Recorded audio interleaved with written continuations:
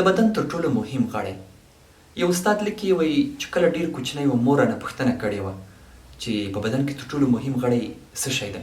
ما ورته غوږونه ښوولي وو.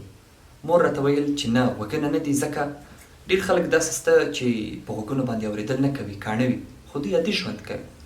څه موده پس شاوخوا 15 کلن شوم، مور رانه بیا همدا پوښتنه وکړه چې د بدن تر ټولو مهم غړی کوم یو دی.